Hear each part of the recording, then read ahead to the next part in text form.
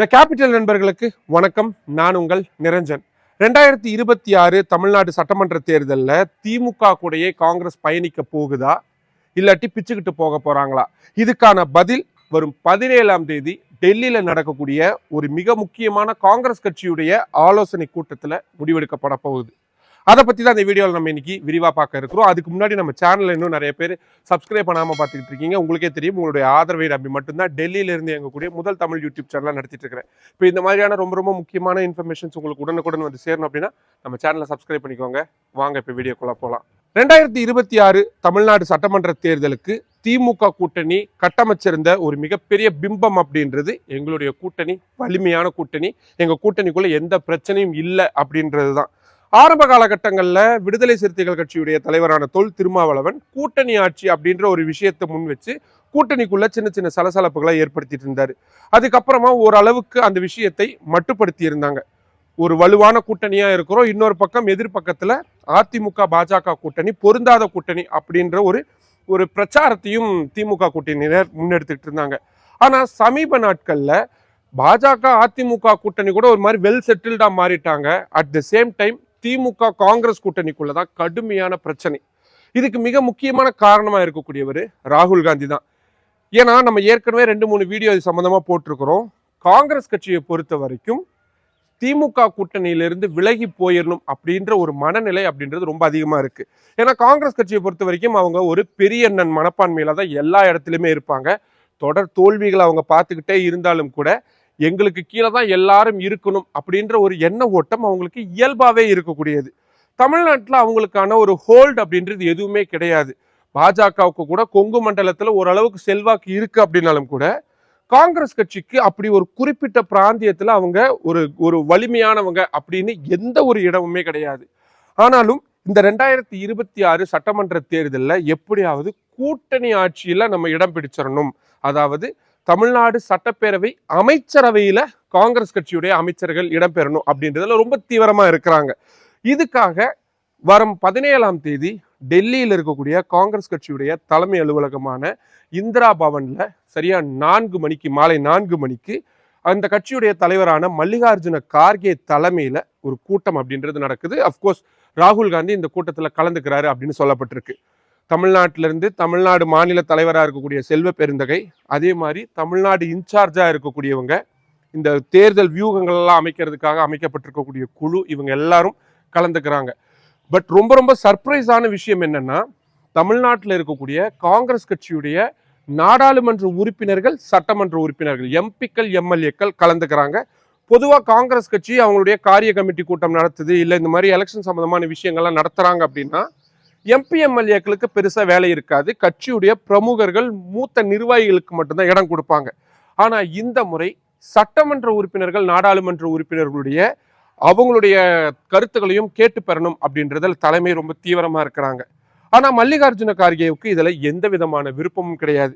ஏன்னா அவர் ஒரு பழுத்த அரசியல்வாதி, சவுத் இந்தியாவுடைய காங்கிரஸ் கட்சியுடைய முகமா இருக்கிறாரு. எதிர்காலத்தை ஓரளவுக்கு ப்ரெடிக்ட் பண்ணக்கூடிய ஒரு மிக மூத்த அரசியல் ராஜதந்திரியாவும் அவர் பார்க்கப்படக்கூடிய சூழல்ல 2026 சட்டமன்ற தேர்தலுக்கு எக்காரணத்தை கொண்டும் நம்ம திமுக கூட்டணியிலிருந்து விலகி போயிடக்கூடாது அப்படின்றது அவருடைய எண்ணமா இருக்குது. அப்கோர்ஸ் ராகுல் காந்திக்கும் சில மாதங்களுக்கு முன்னாடி வரைக்கும் அந்த எண்ணம் தான் இருந்தது.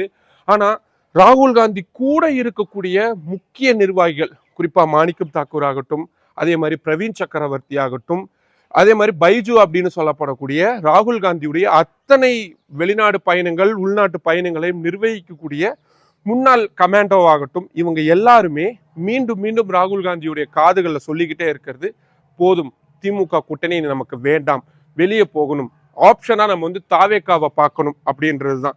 நீங்க இந்த ஜனநாயகன் திரைப்படம் விவகாரத்தை பொறுத்த வரைக்கும் பாருங்களேன், விஜயே பேசல, தாவேக்காவினரே பேசல.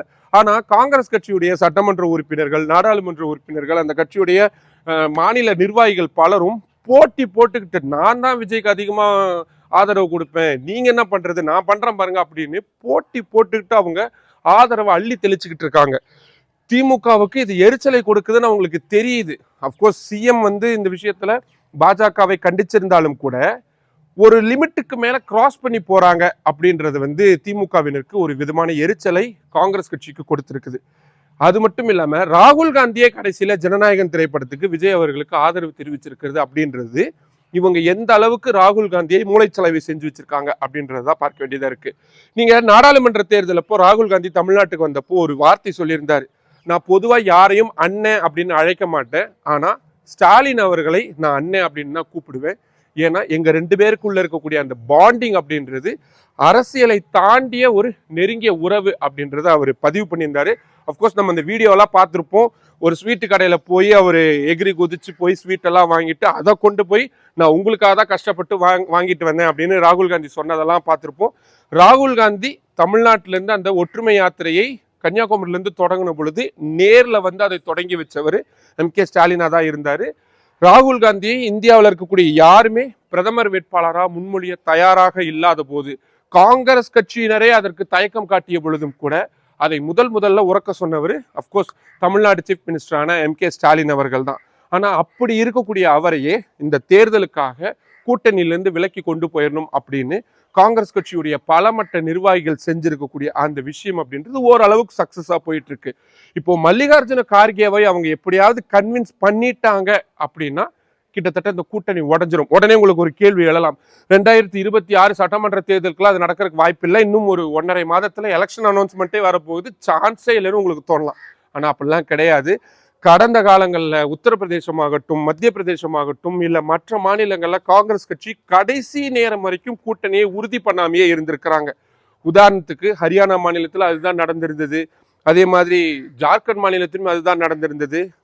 தேர்தல் அனௌன்ஸ்மெண்ட் வந்து அந்த நாமினேஷன்லாம் தாக்கல் பண்ண முதல் கட்ட நாமினேஷன்லாம் தாக்கல் பண்ணதுக்கு அப்புறம் கூட்டணியை காங்கிரஸ் கட்சி மாற்றி அமைச்சிருக்காங்க அப்படின்றதெல்லாம் சமீப காலத்து வரலாறா இருக்கக்கூடிய சூழல்ல காங்கிரஸ் கட்சி எதை வேண்டுமானாலும் செய்வாங்க. அதனால டெல்லியில நடக்கக்கூடிய அந்த மீட்டிங் அப்படின்றது ரொம்ப ரொம்ப முக்கியம். திமுக கூட்டணியில தொடரணும் அப்படின்னா 6 அமைச்சரை இடம் வேணும், நமக்கு 30க்கும் அதிகமான இடங்கள் வேணும்.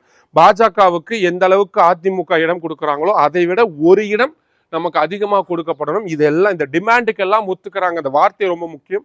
டிமாண்ட் வைக்கிறாங்க. எப்பவுமே காங்கிரஸ் கட்சி அப்படி டிமாண்ட் வைக்க மாட்டாங்க. ஆனா இந்த முறை அந்த டிமாண்டுக்கு ஒத்துக்கொண்டால் மட்டும்தான் காங்கிரஸ் கட்சியுடைய திமுகவுடனான கூட்டணி தொடரணும், இல்லாட்டி நம்ம தாவேகா கூட பேசலாம் அப்படின்னு. பட் ஆனா இன்னொரு சமயம் தாவேகா கிட்ட இருந்து யாருக்கிட்ட பேசுறது அப்படின்ற ஒரு தயக்கம் இருக்கு. உண்மையை சொல்ல போனா தாவேகாவுடைய அந்த மௌனம், விஜய் அவர்களுடைய அந்த மௌனம் அப்படின்றது காங்கிரஸ் கட்சியினுடைய மேல்மட்ட தலைவர்களுக்கு இன்னமும் ஒரு குழப்பமான மனநிலையில தான் இருக்கிறாங்க. யார்கிட்ட போய் பேசுறது, அவர் ரெடியாவே இல்லை, அவர் வெளியவே வரமாட்டேன்றாரு, என்ன போய் அவர்கிட்ட பேசுறது அப்படின்றதுல நிறைய கன்ஃபியூஷன்ஸ் அப்படின்றது இருக்குது. அப்படின்றதுனால கிட்டத்தட்ட நான் டெல்லியிலேருந்து பார்க்குறேன்றதுனால சொல்றேன், திமுக காங்கிரஸ் கூட்டணி ஊசல்ல தான் இருக்கு. இந்த ஃபைனல் மீட்டிங்ல தான் முடிவாக போகுது. அது ஒரே ஒரு ஆள்கிட்ட மட்டும்தான் இருக்கு, அதுதான் மல்லிகார்ஜுன கார்கே. அப்கோர்ஸ் மல்லிகார்ஜுன கார்கே சொன்னா ராகுல் காந்தி ஓரளவுக்கு கேட்பாரு அப்படின்றதுனால தமிழ்நாடு காங்கிரஸ் கமிட்டி நிர்வாகிகள் செஞ்சிருக்கக்கூடிய அந்த சதி ராகுல் காந்தியால ஏற்றுக்கொள்ளப்படுமா, இல்லாட்டி மல்லிகார்ஜுன கார்கேவால முறியடிக்கப்படுமா அப்படின்றதுதான் இந்த நேரத்துக்கு எழுந்திருக்கக்கூடிய மிக முக்கியமான கேள்வி. தொடர்ந்து அந்த மீட்டிங்கையும் நான் ரெகுலராக க்ளோஸாக வாட்ச் பண்ண போகிறேன். தனி வீடியோவும் அதை கண்டிப்பாக பார்க்கலாம். இப்போ தமிழ்நாடு காங்கிரஸ் கமிட்டி தலைவர்களுடைய இந்த செயல்பாடுகள் ராகுல் காந்தி அவங்க கன்வின்ஸ் பண்ணிடுவாங்கன்னு உங்களுக்கு தோணுதா? தாவேகா காங்கிரஸ் கூட்டணி அமைவதற்கான வாய்ப்பு எந்த அளவுக்கு பிரகாசமா இருக்கு? உங்களுக்கு எது தோணுனாலும் அதை கீழே கமெண்ட் பாக்ஸில் சொல்லுங்க. மற்றும் ஒரு வீடியோவில் சந்திக்கலாம். நன்றி. நம்மளோட கேபிட்டல் சேனலை இன்னும் நிறைய பேர் சப்ஸ்கிரைப் பண்ணாமல் பார்த்துக்கிட்டு இருக்கீங்க. உங்களுக்கே தெரியும், உங்களுடைய ஆதரவை நம்பி மட்டும்தான் டெல்லியிலிருந்து எங்கக்கூடிய முதல் தமிழ் யூடியூப் சேனலை அதை நடத்திட்டு இருக்கேன். இப்போ இந்த மாதிரியான ரொம்ப முக்கியமான இன்ஃபர்மேஷன் உங்களுக்கு உடனுக்குடன் வந்து சேரணும் அப்படின்னா நம்ம சேனலை சப்ஸ்கிரைப் பண்ணிக்கோங்க. நம்ம வீடியோஸை நிறைய பேர் கொண்டு போய் சேருங்க. லைக் பண்ணுங்க, கமெண்ட் பண்ணுங்க. உங்களுடைய ஆதரவை அதிக அளவில் தாருங்கள். நன்றி.